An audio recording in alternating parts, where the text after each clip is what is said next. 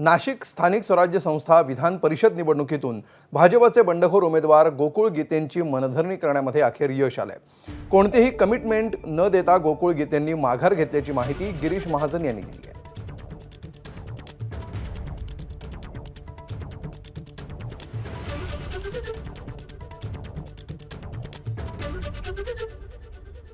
चार पाच दिवस झाले नाशिकला येऊन जाऊन होते। दादा या ठिकाणी आहेत, सगळेजण आम्ही सगळ्यांनी या ठिकाणी प्रयत्न केलेत। माननीय मुख्यमंत्री महोदयांकडे बैठक झाली। गणेश गीते, मी त्या ठिकाणी होतो, निलेश बोरा त्या ठिकाणी होते। नंतर शिंदे साहेबांकडे पण 2-3 बैठकी त्याची भेट गणेश गीतेंनी त्या ठिकाणी घेतली, गोकुळ गीते नाही घेतली आणि त्यानंतर मग आज निर्णय झालेला आहे। आता आपण उमेदवारी मागे घ्यावी आणि महायुतीचे जे उमेदवार आहेत नरेंद्र दराडे त्यांना बहुमताने निवडून द्यावे। तर ही पत्रकार परिषद अजूनही सुरू आहे आणि उदय सामंत सध्या बोलतायत। आपण थेट जाऊया। त्याच्यामुळे मी काय सांगितलं की प्रश्न हे मला विचारा।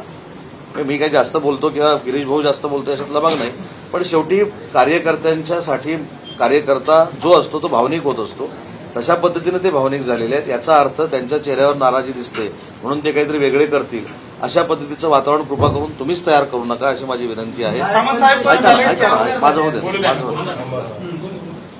माझी फक्त विनंती एवढीच आहे की कार्यकर्त्यांच्या भावना अशा आहेत की ते जर रणांगणामध्ये राहिले असते तर ते लोकप्रतिनिधी बनले असते। त्याच्यामध्ये कार्यकर्त्यांची काय चुकी आहे?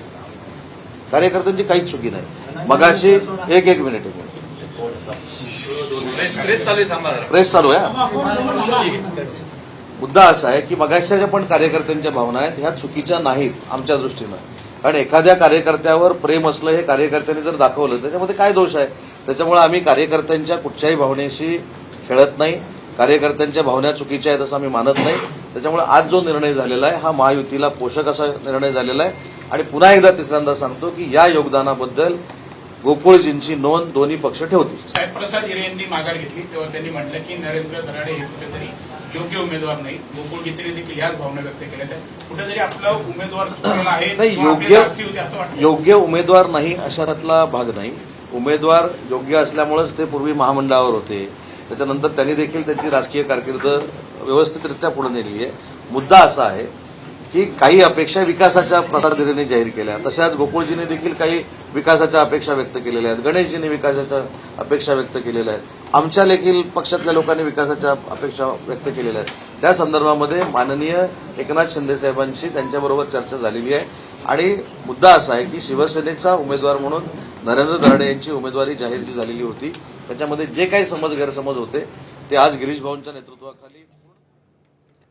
तर गोकुळ गीतेंनी प्रचारातून माघार घेतलेली आहे, मात्र पाठिंबा देण्याबाबत दराडेंना पाठिंबा देण्याबाबत मात्र त्यांनी मौन बाळगलंय। मी माझा प्रचार थांबवलाय, कार्यकर्त्यांना सांगितलंय की प्रचार थांबवलाय असं गोकुळ गीतेंनी म्हटलंय।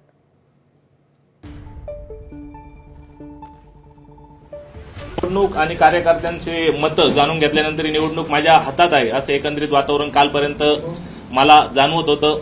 असू शकतं, पण एकंदरीत सगळ्याच गोष्टी आपल्याला माहित आहे का आपण पहिल्या दिवसापासून महाजन आणि गीते एक निकटवर्ती हा शब्द आपण त्या ठिकाणी जोडला गेला आणि ते आहेच, ते आमचे मार्गदर्शक आहेत।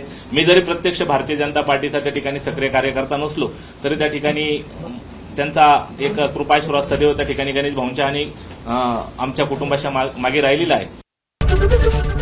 एबीपी माझा, उघडा डोळे बघा नीट।